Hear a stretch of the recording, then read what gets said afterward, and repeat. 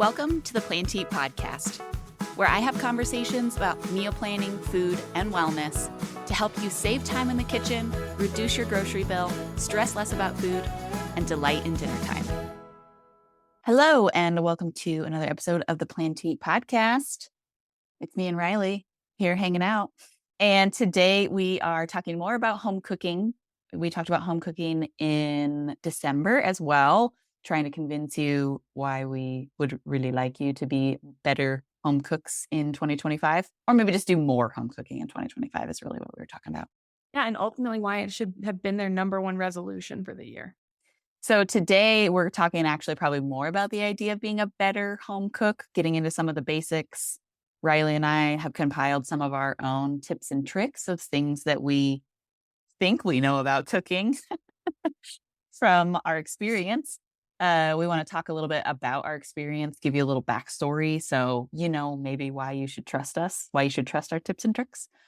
And then I think we'll finish up with some of the things that we both maybe still struggle with as home cooks, because don't we all have areas that we could improve on?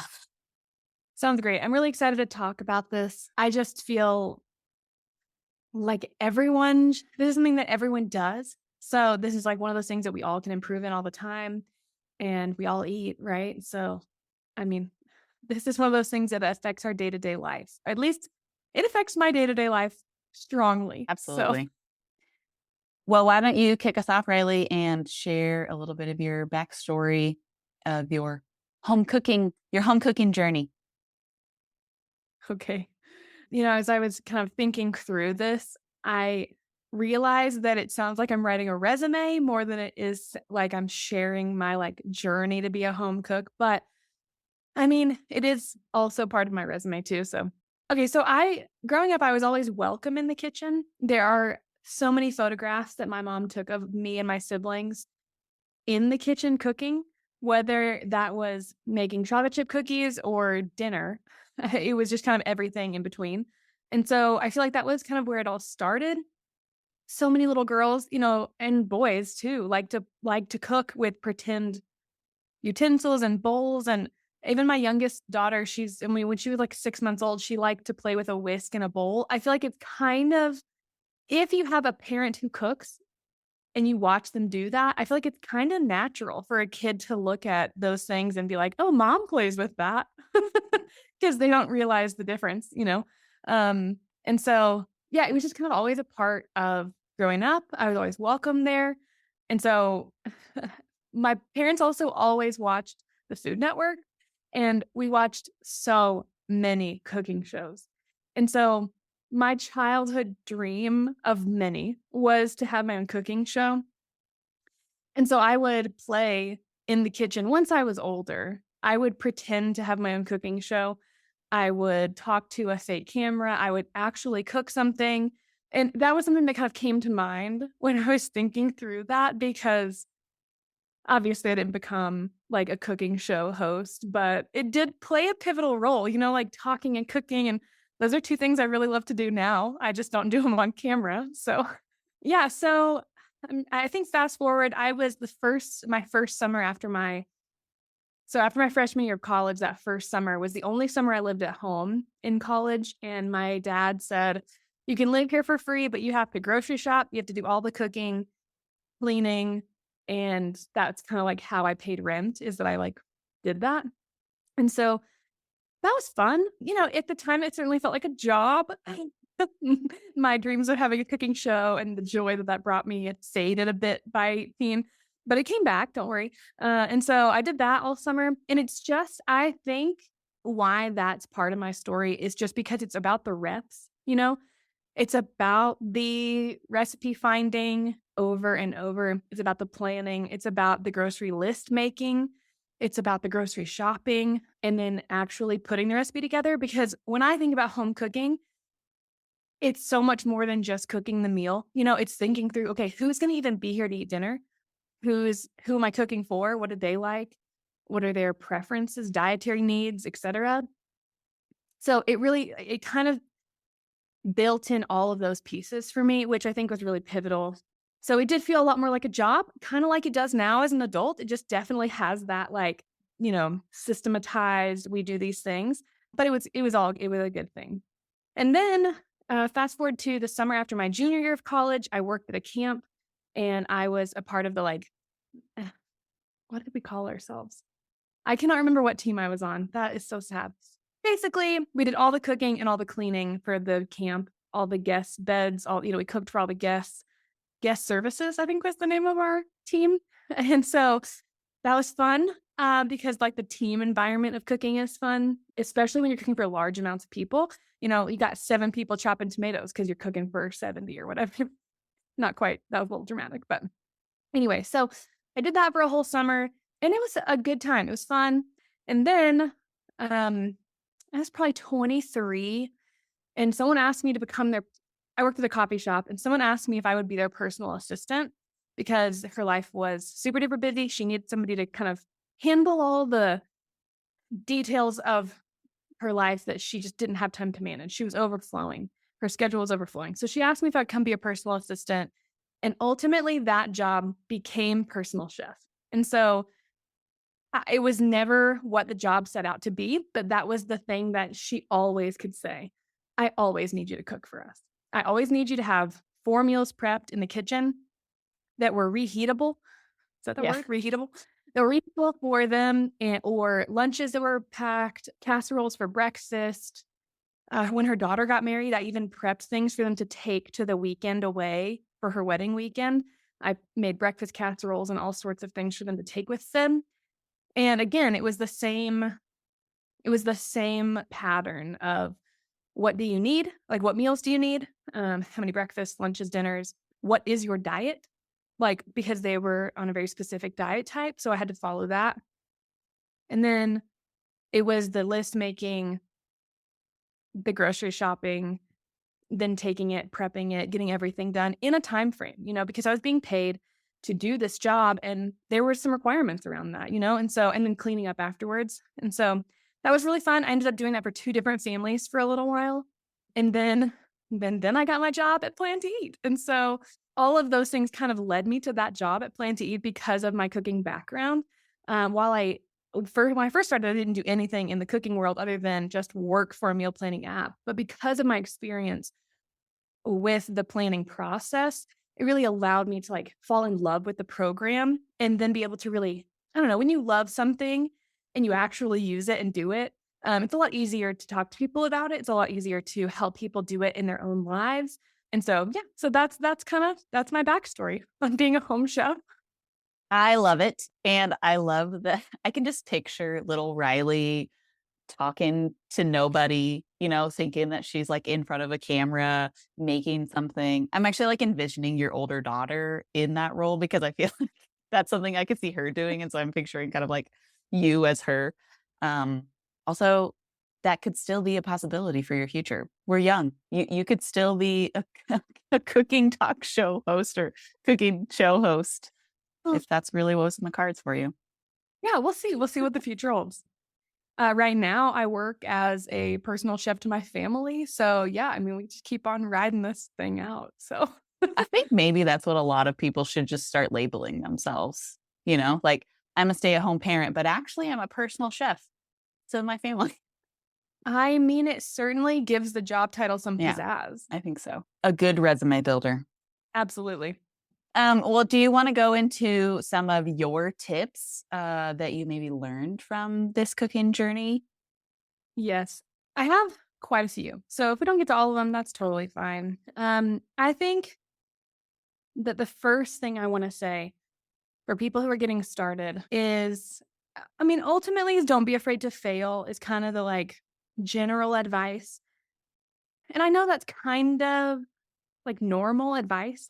Don't be afraid to fail. We hear it in everywhere you do anything, you hear that. Don't be afraid to fail. But it really, in cooking, I'm just thinking about cooking for my family and just the judgment level fairly low, of people to be afraid of cooking in front of, they were not people to be afraid of. I was not cooking for Michelin star chefs, And so because of that, I think it was a good opportunity. I mean, my 2-year-old's probably more judgmental than my parents were, about what she will or will not eat or what she does or does not like. all the toddler moms out there raising the roof, right? Like, yeah. It's just, anyway, sorry, I digress. But I just feel like if I'm looking at my audience and thinking like, it's fine. If it's not amazing, it's fine. Like I'm just saying when I first got married, I was really anxious. Like at this point, I have tons of cooking experience under my belt, and I was so anxious to cook all the time for him. And which is pretty silly, because I feel like that I shouldn't have been nervous about it. And over time, that went away. So I just look at your audience and think like, am I afraid of these people? Oh, okay, then just go for it. And you're learning a new skill. When you're learning something new, you don't do everything perfectly the first time. And then I think that kind of rolls into some of my other tips, which are taste everything as you're going. I mean, if you obviously when it's cooked, right? Like if you're cooking pork and it's not done, don't taste it yet. But there's so much allowance. There's so much time when something is cooked to still add something to make it taste a little better, particularly in a sauce that's still simmering. If you need to add more seasonings because you can't taste them, or if you need to add salt, salt's such a low hanging fruit, simple thing. Like even if it's too salty, I know there's been podcasts where you and I've talked about what to do if you've made something too salty. But just thinking about building flavor, and I'm thinking if you're a really new home chef, building flavor sounds scary. But when you taste something, you know if it tastes good or not. And so, okay, look back at your recipe.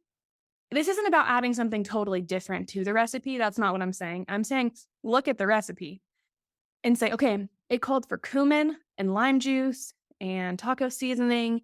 It called for paprika and garlic. Okay, I'm just going to go add a little bit more of all of those. Just start there. And then if it's still not enough, add a little more. If it didn't taste salty enough, add a little salt. I'm saying start with the recipe ingredients and add more of those, because your taste preferences are going to be different than the person who wrote the recipe. And so if they added a teaspoon of something, you might like a tablespoon. And you should see me add garlic to recipes. I never, ever follow the amount of garlic that a recipe calls for. It is always double. Almost always double. And so I guess that's where I go with don't be afraid to fail. But what do you do when you are failing? Like, what do you do when you taste something and you're like, this is not great? What do I do? Okay, we're going to just start adding the seasonings that the recipe called for. And we'll cross the bridge later if we have to add something different. Yeah, I really like that. I have one of my tips I have as well is like what tastes good to you is most important. Yeah. And this is similar to the rant that I went on in previous episode about recipes not including salt, because there is an aspect of it where I probably add a lot more salt to recipe. I definitely add a lot more salt to recipes than a recipe calls for. And I probably add a lot more salt to recipes than what maybe the average person would add.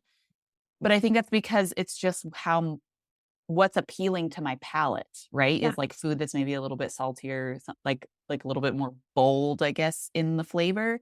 And so I think that's really important. And I liked that you brought it up of like, start with what the recipe calls for, give it a taste. If it doesn't taste good to you, then start playing around a little bit and figure out like, what is it that it feels like this missing? Oftentimes, if I'm cooking a new recipe and I taste it, I adjust things a little bit or whatever, I'll call my husband into the room and be like, what is this missing? I can't figure out what this needs to make it taste better. He doesn't always have the right answer either, but since he is sharing in the meal, ask for his input. Yeah, totally. That's a great idea. It's having other people taste things. I do that same thing with my spouse. I'm just like, taste this, because I think sometimes you get so tunnel vision on the recipe and what you think it's supposed to taste like. And Yeah. when you invite someone in who is not a part of the recipe cooking, they can kind of have a little bit more of a unbiased opinion on like, oh, I don't know, it tastes weird. Maybe add some cumin. I'm just picking something random. Yeah. Or what is that flavor? And you're like, oh, well, this recipe calls for cinnamon, and it's like a savory recipe. And they're like, oh, interesting. Okay, well, what would help balance out cinnamon? Like, okay, well, maybe then you Google it. Like, oh, the cinnamon's kind of strong. What do I add to balance the flavor of cinnamon? And just things along those lines.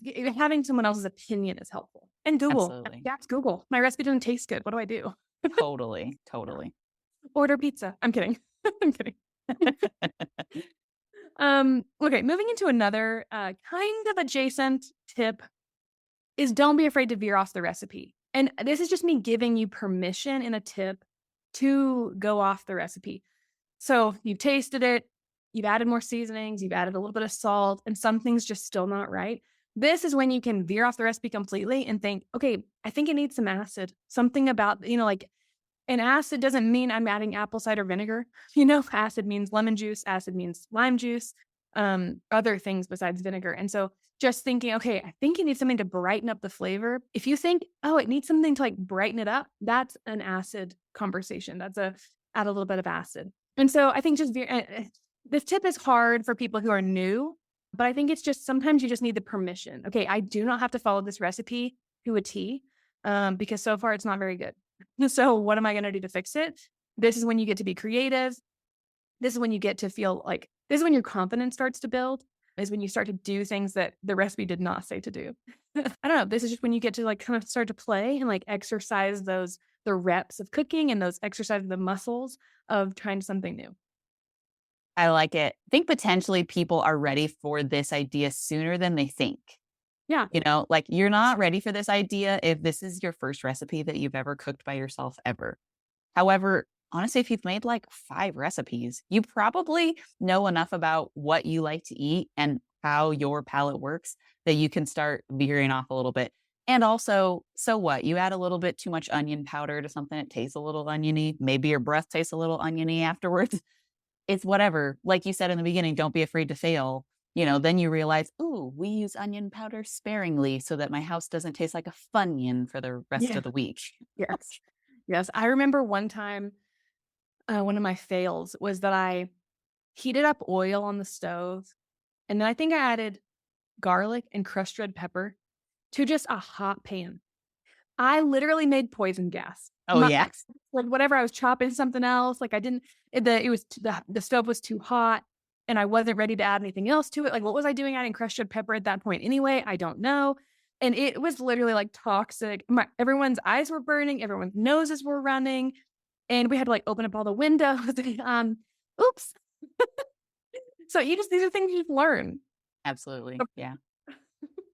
Ronnie, before I move on to more tips, because I think we've talked about quite a few, what if you just go ahead and share your cooking backstory? Okay, I would love to. So I was also welcome in the kitchen when I was a kid. I feel like I don't really remember cooking or helping cook very much when I was a kid. At least specifically not when I was like sub 10 years old. Pretty much every Friday night, we did like a homemade pizza, make your own pizza kind of a night. So my mom would make the dough and then, we would get to put our toppings on the pizza. And that's like the biggest memory that I have of actually assisting in any sort of cooking from a young age. I'm sure there were plenty of other times and I just don't have very like distinct memories of it. But we ate at home pretty much every night. We couldn't afford to go out to eat when I was growing up. And so I saw either my mom or my dad cooking all the time. And so that was just that's a very normal thing in my household, which I think is kind of why it feels very normal now that we eat at home a lot. My husband had the opposite experience where they ate out a lot. And so he is constantly like, maybe we should go out to eat. And I'm like, we have dinner planned already. We're staying at home. And so it's like an interesting balance that we have just from like our different backstories in that, I guess. My grandma, she lived in a different state, but every time we went and saw her, it was like, grandma is the best cook in the entire world. She's so amazing. But she was pretty reluctant to let other people in the kitchen with her.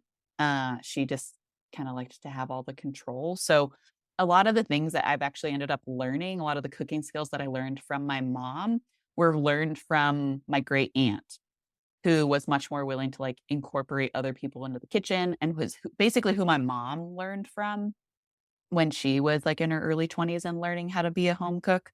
I just like talking about kind of like the generational aspect of it because I think it's fun to be like, oh, I know this thing because Aunt Jean did this thing when she cooked in the kitchen. So I cooked quite a bit when I got to college. So similar to your experience, Riley, like I feel like really the cooking started to like ramp up once I got into college, and particularly once I was in my own apartment and not in the dorm rooms. But it was like pretty basic things. Like I remember making spaghetti and eating salads. And I do remember I had this like sweet potato and black bean enchilada recipe that I would make. that one of my friends actually taught me how to make when I was in college. My enchiladas are way better now, though. I'll just say that. They, while that felt like a really fancy recipe at the time, the enchiladas that I make now are probably 10x better. And then towards the end of college, we've talked about this in a much earlier episode where we kind of just talked about our food journeys in general. But I got really fitness motivated, really fitness focused at the end of college and in my early 20s. And so I did a lot of meal prepping. So it was like basic ingredients, meat, rice, vegetables, and would just assemble those things for my meals. But it was a lot of prepping things all on one day so that I didn't have to be wondering what I was eating the rest of the week. I didn't consider myself a meal planner at that point. I didn't realize that that was meal planning at that point. So that was the early stages of meal planning for me. I made a lot of things like overnight oats that I could just put in my lunchbox and take with me to school, eat between classes or whatever. And I remember being obsessed with food blogs at that point in time. And I mean, that was early 2010s. I started college in 2008. And so it was like, that was food blogger central right there. And it didn't, The rise of the food blog. it was the rise of the food blog. And you could have a really crappy website and you could not even be saying anything important at all. But because it was the rise of the food blog, they were just all over the place. And I even, of course, started my own food blog at a certain point and made I did not know that. yeah. Yeah, I had some I mostly made, like, copycat recipes of other things, like, I would find something that I liked, and I would, quote, unquote, "healthify" it Oh, yeah. and share those recipes online. It didn't really take off.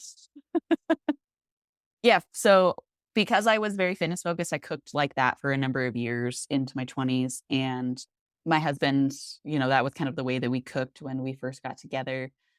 But in my early 20s, in my early to mid 20s, I started working at a restaurant and I worked in the front of the house. But I think just being kind of inspired by working in a restaurant, I started to cook more elaborate meals. My just like general life focus was still focused on fitness, but not in the same like super macro, we need to meal prep only. So I think it gave me I gave myself more permission to try different things, and that was actually where I learned a lot of general cooking skills. Even though like I said, I was not cooking, I was in the front of the house. Feel like that's where I learned to like properly chop an onion or like what's like something should look like when it's simmered in a pan. And we had a really tight knit crew between the front and the back of the house. So I just like kind of learned a lot of things through osmosis of like hanging out and chatting with people while they were prepping stuff and just maybe being an observant person. I learned a lot through that experience. Similar to you, like my husband is not he's not picky. He's very grateful that I enjoy cooking and that I do the majority of the cooking in our house. So I have never felt unappreciated when I have had like a flop of a recipe. He's always very kind. He will tell me if it's not his favorite, but like, I think there's been one time ever that we just threw a meal out and decided like we should go out to eat instead. It was unfortunately, it was like a really nice cut of steak. It was like a tenderloin or something. And I had chopped it up into pieces and then chopped up a sweet potato and tried to roast them on the same sheet pan at the same time. I don't know why. I was like it was some, like steak bites and sweet potatoes kind of a thing. That's not the right way to make steak bites, just so everybody knows. It turned out really poorly. The steak got way overcooked because, a sweet potato needs to take a really long time to cook, to be done. Yeah. It was great. It wasn't that great. So yeah, as I've gotten more comfortable in the kitchen, I've definitely expanded my skills, and just trying lots of different recipes, I think has been one of the things that has really helped me get more comfortable. Because lots of recipes, have lots of different skills that you might need. And like you said, I think just that repetition of, now that I know how to chop an onion, it translates into lots of other things. And the repetition of doing those basic skills, you get faster, you get better at them. And, sometimes I cook recipes that I'm unfamiliar with and require a little bit more effort. And I'm totally okay with it because I have confidence in myself that I'll figure it out. Mhm. And since I actually like cooking, I like the challenge of it. There That's even just I think that the confidence of one skill, I mean, the actual action doesn't always translate, but the confidence to do something different once you know how to do one thing is pretty substantial. Yeah, Yeah. 100%. Can I ask you, do you have a favorite cooking memory? Like, do you have a story where you were like, "Oh, I made this amazing meal," or "My grandmother taught me how to do this," or "My great aunt," or it could be happy, it could be sentimental. Like, do you have something like that that came to mind? I might have to think for a second. Or if that one, if you can't come up with something there, like what's the recipe that someone made that is just like so nostalgic in your mind? Like if you could eat that right now, it would just make you it would bring you so much joy. Yeah, I was thinking a lot about, do I have lots of food memories as I was thinking about this journey? Because, talking to so many people on the podcast, there's a lot of people who have very, very specific memories Mm. of, this was an amazing food experience. This is why I decided to pursue food as my passion, as my career. And something that comes to mind, so a very nostalgic thing that comes to mind is my mom's homemade fried chicken. Mm. She hasn't made it's been we were talking about it actually at Christmas time this past holiday season, and she was like, "I don't think I've made fried chicken in years." And we're like, "Yeah, mom, we know." Because it's so good. And so that is very nostalgic for me. I remember being in high school and asking my mom, like, "Teach me how you make your fried chicken because you make it so good." She makes it with bacon grease. That's the secret ingredient, everybody. But we used to do a lot of, particularly when I was, like, a little bit older, so high school age, you know, making making fried chicken is no small feat. It takes a quite a bit of time.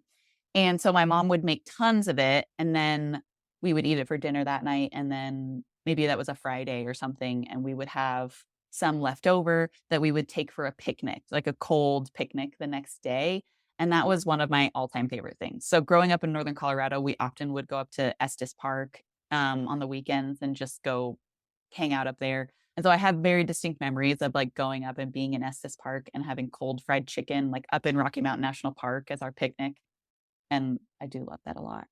Such a sweet memory. I love that. It's a very nice memory.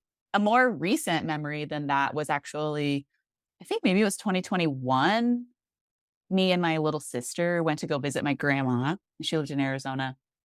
And once again, my grandma was not very interested in letting other people in the kitchen with her, but she was in her early 80s at this point, and maybe it was just because it was the 2 of us only there visiting and not like the whole big family meal situation. She was like first generation Swedish in the United States.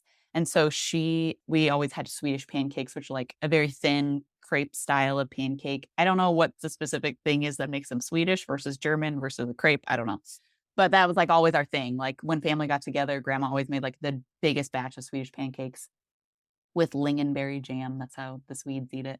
And so it was like me and my little sister got to make Swedish pancakes with my grandma, which was really special because she had never really let anybody previously, because making Swedish pancakes for like 20 people takes forever because you can only make one pancake at a time. So that was really special. That's a special memory that I have, that we were able to, like, that she let us help in the kitchen and she taught us like her method for, it's like swirling the batter in the skillet to get it nice and even and flat. So yeah, I would say those are 2 things that I can think of.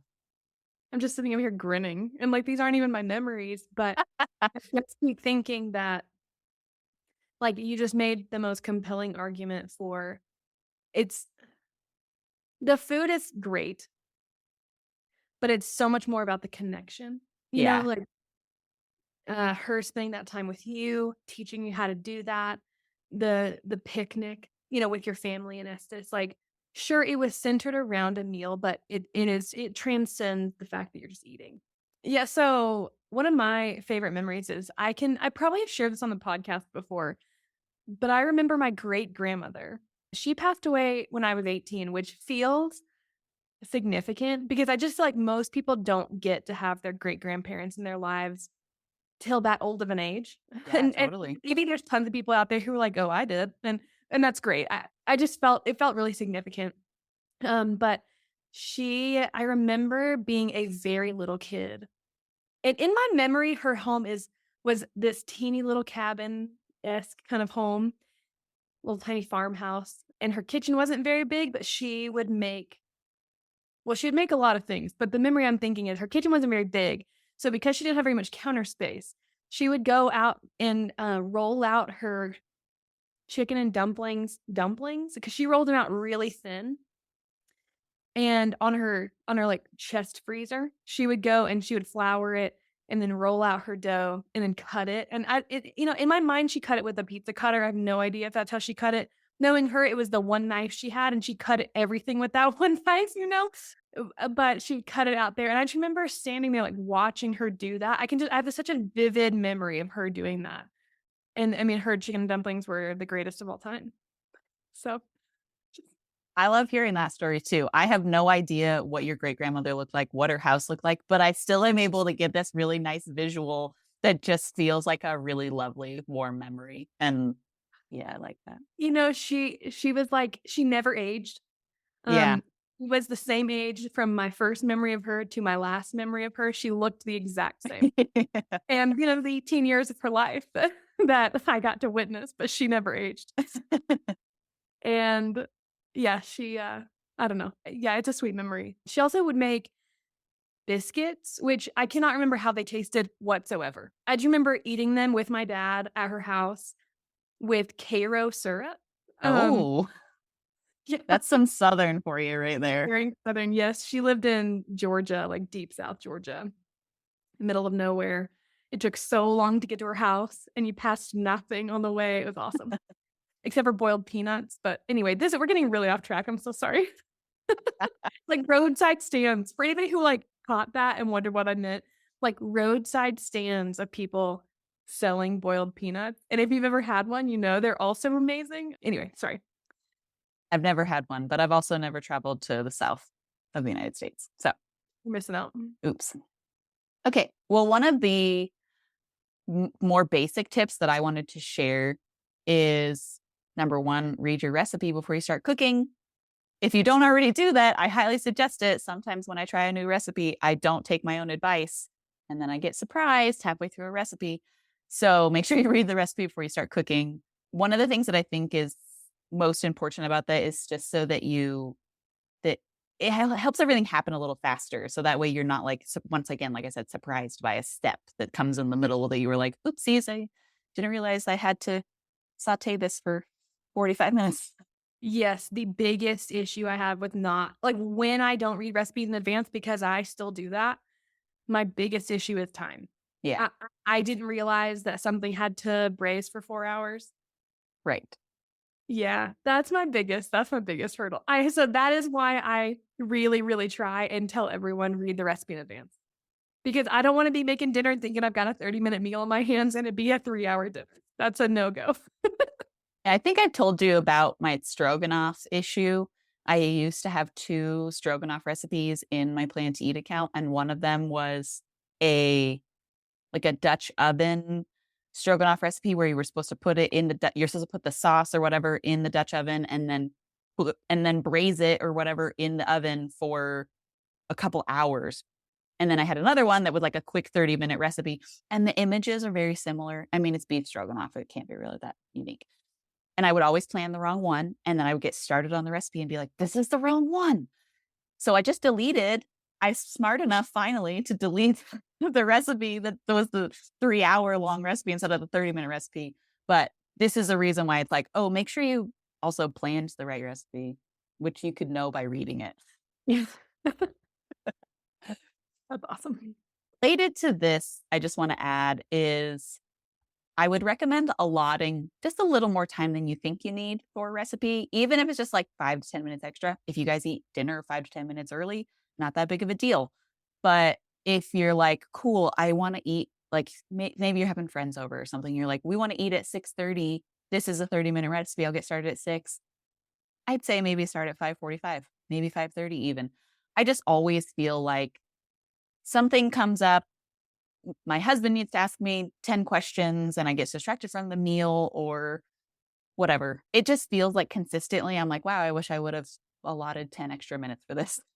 Totally. I mean, there's so many reasons why that's helpful, but I mean, like, what if you needed to thaw something out and you realized it last second? I mean, it is potentially possible to get something thawed out. Yeah, You're most likely going to eat that meal late. But if you have started a touch early and you figured out that you missed something or whatever, most things can sit there and be warm for a little while. You know, totally. the having it already ready is great. A little related to both of these ideas too is get your ingredients out for your recipe before you start cooking. So you don't have to do the whole like mise en place idea of portioning things out.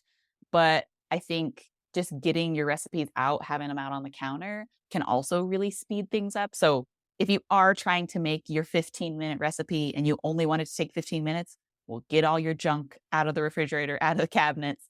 That's the most successful way to make it actually take 15 minutes.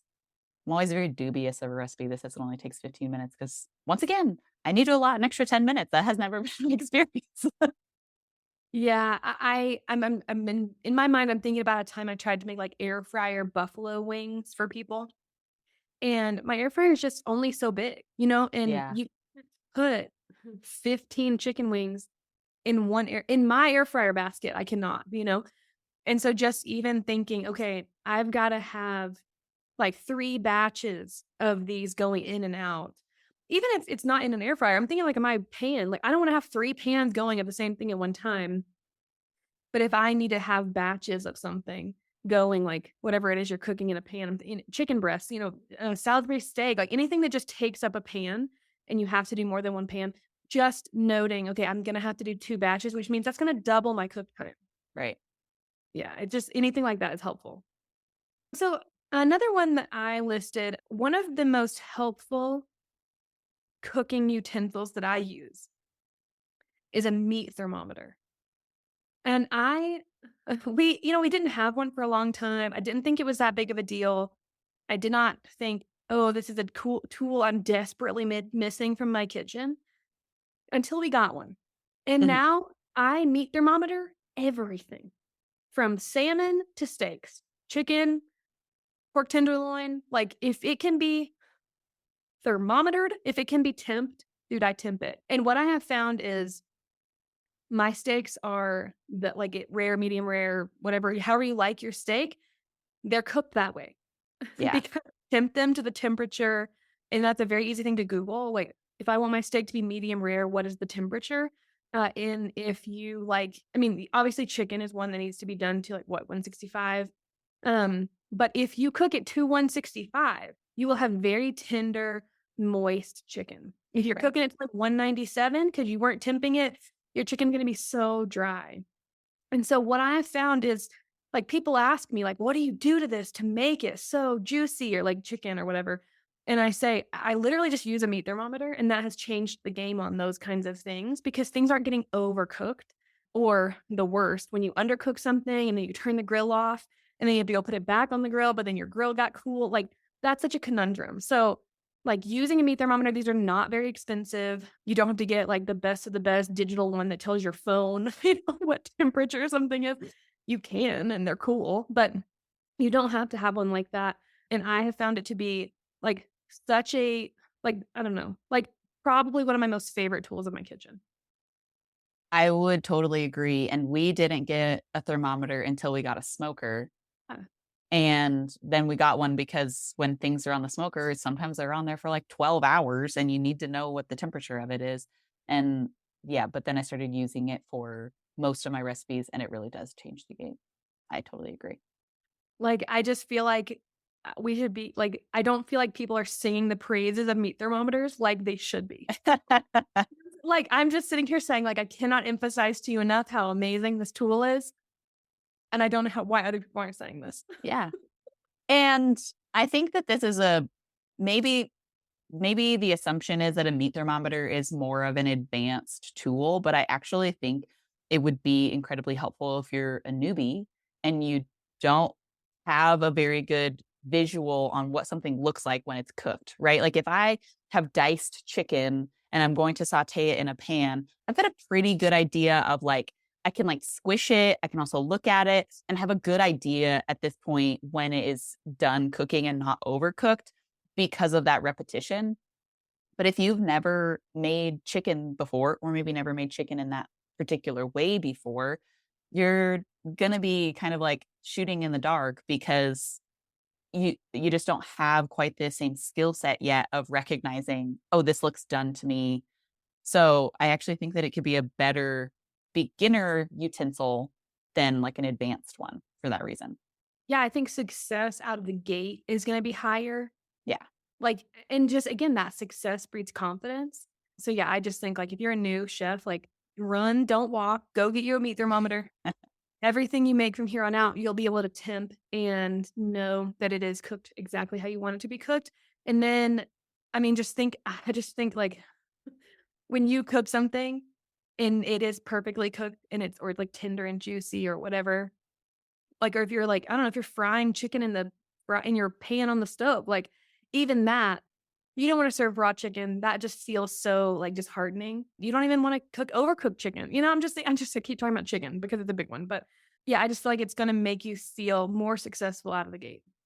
I love it. Related to temperatures, but not necessarily related to temping, is taking meat in particular out of the refrigerator early. So you want, before you start cooking, you really want your meat as close to room temperature as possible. It helps with a more even cooking temperature throughout your meat, and it actually results in more tender meat because when your meat, you can kind of think of it as like same thing as like water. Like when water is frozen, the molecules are like very tight and restricted because they're ice. And then when they're at room temperature, they're loose and flowy because it's a liquid. And so the same thing happens to the muscle fibers inside of your meat. When they're cold, they're very restricted and tight. And then if you immediately apply heat to them, they still are in that tight, restricted zone, Mhm. whatever you want to call that. I'm losing the words, what I'm thinking. And then, but they're when they're room temperature, they've had time to relax and it just leads to a more tender meat. So this is I think it's important for all types of meat, but particularly like you spent a lot of money on a ribeye steak at the grocery store, you definitely want it to be a temperature before you start cooking because otherwise it might not be as good as it could be. I'm sure there's also some sort of technical reason for why this happens. And this is me showing my cards of like, I am not a trained chef. Yeah. It But my comment on meat being room temp is that it also cooks faster, right? Because it's going from like if it's cold and it goes right on a grill, it has to then get not Mhm. cold before it can even start cooking. You Yeah. start at room temperature, the cook time is going to be way less. And I 100%. like that, like anything to make things faster. So we mentioned seasoning, kind of general seasoning stuff earlier. One thing that I want to add on to that is salting at every stage of the cooking process. A lot of recipes, if you're reading a recipe, maybe it only calls for salt at the very end and it says salt to taste. Or sometimes like a soup or something will say, like after you add, after you've already sauteed this thing and added this thing and whatever, like then add some salt and then simmer for a certain amount of time. One of the things that I learned when I read the Salt, Fat, Acid, Heat book is this idea of salting at every stage, just adding a little sprinkle of salt. When you first start sauteing something in a pan, just add a little sprinkle of salt. When you add the next thing, a little sprinkle of salt. Like there, the idea behind it is adding salt for each ingredient, essentially. So if you have 5 different vegetables and you're adding them in at different times, each vegetable is going to need its own round of salt because those veggies aren't salted to begin with. So this is just one of those things that it really helps unlock the flavors as you're cooking, like makes the flavors a little more robust. And related to this and the previous tip is that when you bring your meat out of the refrigerator to bring it up to room temperature, you can also salt it at that point in time because the longer meat in particular has salt on it, the more it brings out the flavor the of the meat. I love talking about salt. Me too. just like two things on this. And this is these notes are coming from someone who is a salty food person.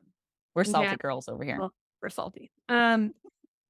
Ask my niece, like sometimes I cook for her and she's like, "Woo, Riley made this," because just her salt preferences are such lower than mine. Okay, but I just want to, so it's funny, it's ironic about what I'm about to say, because there are ways that you can oversalt your food accidentally. Some of the ways that are coming to mind are if you use a seasoning blend Oh, yeah. and you don't realize it has salt in it. Like many of the seasoning blends I have in my pantry have salt. And so if you add salt and then you add a seasoning blend with salt, you can kind of overdo it. If you use a bouillon, like chicken or beef or other bouillon, powdered bouillon, it's going to be substantially saltier than if you made your own bone broth. Because like when I make my own bone broth, I don't add any salt. And then I don't add salt until I'm cooking. But if you're using a powdered bouillon, it's going to certainly have salt. Or, well, most likely it will have salt. So just make a note of that. If you are using broth that you bought at the store, it also probably has salt. So just, this is kind of an ingredient label conversation, just like looking at ingredient labels, realizing what's in something that you're using, because I don't want you to, I don't know, get into a bad spot because you used, oh, because we told you to salt at every stage, and then you're salting at every stage and adding seasonings, and then you are beyond, you're eating a salt block because you know, didn't realize those things. So getting to know the ingredients you have, getting to know the ingredients you purchase, that's helpful. And because I know, like I'm thinking of the bouillon powder I buy, I know it's very salty, you know, so like I know that if I add that, there's no other salt going into this particular step, or if I'm using my own bone broth, it is not salty at all. I'm going to need a lot of salt. And so just getting to know the ingredients you work with. And then this is that going back to the taste everything. Taste it. Taste the bone broth or taste the broth that you buy at the store. Like it's cooked. You can taste it. Stick your pinky in your seasonings or pour some into a bowl and try them and get an idea of what the flavor is, what the salt level is. So just kind of getting to know your ingredients can be really helpful too. I'm really glad that you brought that up because it is super easy to forget about those things. You know, recipes call for anchovy paste has a lot of salt in it. Obviously, soy sauce has a lot of salt in it. Worcestershire sauce has a lot of salt in it. There's a lot of things that recipes can call for that are very salty and can definitely lead you to being like, wow, we don't want to eat this. Yeah. Whoops. And some things you can't come back from, you know, like some things. Right. Yeah. Yeah. Okay, so I have two tips that don't fit anywhere in kind of what we've talked about so far. I'm going to add them now. If that's okay with you. I have one more salt thing to say. Of course, because we love salt. We love Which salt. is to salt your water when you make pasta, potatoes, rice, quinoa, any of those kinds of things. Make sure you salt your water because the grains or starches help absorb. They absorb some of that salt, give things a little bit better flavor. You can also use broth instead of water when you're cooking any of those things. Even potatoes, you can use broth instead, and it will absorb some of that flavor, give your food a little bit richer flavor. And in the case of broth, can add a little bit extra protein to the grain, you know, rice and quinoa and stuff that really soak it up. Just an extra little thing in there. So Love that. Sorry, I've looked at my list and I have more than I thought. Now it's time for random tips with Riley and Ronnie. Okay, mom, nap time, meal prep. Okay, I know not everyone listening has children. Okay, this doesn't just apply to children or nap time, even though that's what I started with. When my kids are napping or when I have a lull in my day, I often will go into the kitchen and prep something for dinner. I will peel a potato and chop it. I will chop vegetables, chop onions. Maybe I'm like using, I'm grating my garlic, grating my ginger, things like if it is a step of prep and I have a little bit of time, if I'm making an aioli, if I am, I mean, honestly, sometimes my prep only consists of get ingredients out of pantry, you know, and that is, it's kind of like the mise en place thing we talked about earlier. Like it's kind of like prepping all your things, but just getting them out. Like they don't have to be open. They don't have to be, nothing else has to be done, but I've got the ingredients out of my pantry and they're on the counter so that my my starting line is a little bit closer to me. I really love this with kids because dinner time is when my kids start to melt down or only want to be held. And there are some tasks that you cannot do one-handed while you are holding a child. Chopping an onion, certainly one of them. I've tried. It is not great. I do not recommend. And so just getting any of those steps out of the way, I think if I was a new chef, if I was a new cook and I was cooking for a family or if I was cooking for other people, it just kind of takes some of that mental load away because I know even if all I've done is peel sweet potatoes and chop them, I know I've gotten 5 minutes of my job done. Yeah, And that's great. And I'll take that as a win. So that's one of my random ones. I like it. One of my random ones is to heat up your pans before you add anything to the pan. Well, this number one, this is a really easy thing. Mostly when I cook, most of the recipes that I cook involve an onion or garlic or something.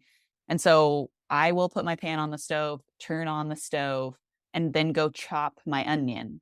And then by the time I'm done chopping my onion, my pan is pretty much warmed up. This is another one of those things from salt, fat, acid, heat that is a very simple tip, but can be really important. I feel like I grew up with the idea of like, don't turn your pan on, you're going to burn the pan.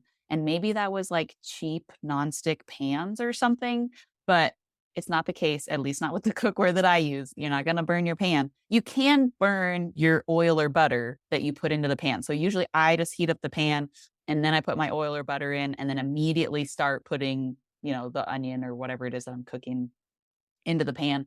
So that way it's only like the oil or butter is like slightly warm, but not, you don't want it to be smoking. That's too hot. Yeah. So that's my tip is heat up your pans. If you want to know if your pan is hot enough, you can just dip your fingers into water in your sink. And then I know no one can see me because this is a podcast, but you can kind of splash your hand with the droplets of water on it onto the pan. And if they bead up and move, then your pan is hot enough. Yeah. And bead up and move is not technical terminology, but when you see it happen, you'll say, oh, it beaded and moved. You got it. It's hot enough. On that note, and one that I can't believe we haven't mentioned, but having a sharp knife. Oh, yeah. And then it crossed my mind. A sharp knife is like the thermometer, like the top tool that I could encourage someone to have. Obviously, be aware if your knife is super sharp, your risk of cutting yourself is higher. Certainly. Okay. Kids need to stay away from sharp knives. But it will take a lot of the aggravation out of cooking. Like when you cut an onion with a sharp knife versus a dull one, you want to quit cooking altogether when you chop with a dull knife. Yeah. Miserable experience. And so just noting a sharp knife or getting a knife sharpener and sharpening the knives you have, they will dull as you use them. So knowing how to sharpen a knife, that's a bit of a extra step of cooking. But, my husband does that at our house. So if you've got somebody handy or a dad or a neighbor who can sharpen them for you, you don't have to know how to do that. Just ask somebody to do it for you. So, but sharp key. Absolutely. Yeah. Or, when I sharpen knives at my house as well, like on a regular basis, but then also like once a year, I take my knives to be professionally sharpened as well. We have a cooking store in town that'll do that for us. So you could also do a little research. If you're like, my knives have never been professionally sharpened, it really also makes a huge difference. Okay. So I have, I guess, one more, maybe two more. Okay. One, this is a bit off the beaten path, but go with me. If you are feeling as a home chef, home cook, that it just feels like it's not clicking, cooking's not working, you haven't even found 1 to 5 basic recipes that you know how to cook and like to cook, and you're feeling lost. I do not believe that food delivery, like meal kits, are sustainable long-term. I personally find them expensive and they're only covering my dinners. And I'm not going to I'm also going to eat breakfast and lunch. Like, what about those meals? So just disclaimer. However, you can learn a lot from a meal delivery kit as a new person who's cooking. Yeah. All the ingredients usually come prepped, pre-portioned, and there are hand-holding kind of instructions. So if cooking school is out of your budget, but food delivery is, even if you just got one box, you get to keep all the recipes that it comes with. I think it's a stepping stone to meal planning. It's kind of like me having my mom bought all the ingredients for me and just talked me through a recipe. It kind of has that feel to it. And if no one ever taught you how to cook, I think it's helpful. And I know that this tip is probably surprising coming from us and from me, but I really do think that it's a really helpful way to start to learn. It gives pre-portioned seasonings, all these kinds of things. And all you do, you just look at it as a learning experience. Like, okay, I'm learning how to cook because it gave me the ingredients. They're pre-prepped, they're pre-chopped. Everything's done for me. Or some things aren't chopped, but it's all there. I think it's a helpful tool for learning. Yeah, 100%. I like that tip a lot. I have a rando one. If you are making a roux or a gravy or a white sauce, so there's usually 3 basic ingredients with those. You have butter, flour, and then some type of liquid. Usually it's like milk or broth or the drippings from your turkey, or something like that. When you do the process of melting your butter and putting your flour in it, cook your flour. Cook your flour for a couple minutes. You don't want to just immediately incorporate the flour in with the butter and then just start putting your liquid on top of it. The gravy or the sauce that you're making will have a really floury taste to it if you don't actually cook the flour a little bit. This is one that I learned from my mom, and she would make green chili, and the like roux that she would make for the green chili, she was always like, make sure you're cooking your flour. She was like, I used to not cook the flour, and I was always wondering why my green chili tasted like flour. So that's a tip from mom. I actually also find that my flour is way more lumpy when I Yeah. don't sit there and cook it and stir it and like really work with it in that phase of it. So if you're struggling and you're just like it just won't even dissolve or whatever's going on, that could also be the case too, that you just haven't worked it. Yeah. And maybe you're not at the point of making your own sauces, but I'm just assuming we've got people in all ranges of cooking skills here. And if you're just always wondering why your sauces don't turn out good, this is my tip. Also, whisking a lot and quickly. Once you start adding the liquid in, you got to whisk like crazy. Otherwise, you will get clumpies. All right, let's wrap up really quick with some of the things that we're going to work on as our own home chef journeys continue this year, Riley. You go first. Okay. A lot. Okay, so it was one of the tips that I mentioned, which is cooking timing. I said a lot yourself an extra 5 to 10 minutes. Sometimes I think I need to be better. Maybe I don't. Maybe shouldn't be a tip that I should give people, and I just need to learn how to be a little more efficient when I'm cooking. So I wrote down cooking timing. Part of that is like, sometimes I make a 30-minute meal take me 45 minutes, and it really shouldn't. But this is also just as a personal desire to want to like move dinner a little earlier. I tend to like do a whole bunch of things in the evening, and then 6:30 comes around and I'm like, oh my gosh, I haven't started dinner yet. And then we end up eating at like 7:30 or 8. And I just feel better when we eat a little bit further away from going to bed. Related to this is that, and I think this is maybe one of the reasons why I always allot myself a little more time, is because I forget to start my side dishes a lot, particularly things like rice or like boiling the potatoes for mashed potatoes. Those have been my 2 recently where I'm like, oh, whoopsies, this main entree only has 5 minutes left and I didn't ever start the rice. So I'm going to work on that. And related to that is just even planning for side dishes. I feel like I mentioned this on the podcast before that I am really good about meal planning, but so many of the recipes that I make are just like everything's in the one recipe, right? Like it's a 1-pot tortellini dish or it's a casserole or something. And so I don't need to plan aside for it until I plan something like we're going to have steaks tonight. And I never planned a vegetable. I never planned rice or mashed potatoes or whatever. And so I get ready to cook and I'm like, the only thing we have is steak. Yummy. And I which is great, except it doesn't really make for like a full meal necessarily. So those are I need to work on I think side dishes overall is kind of my 2025 thing. What about you? I actually have a long list.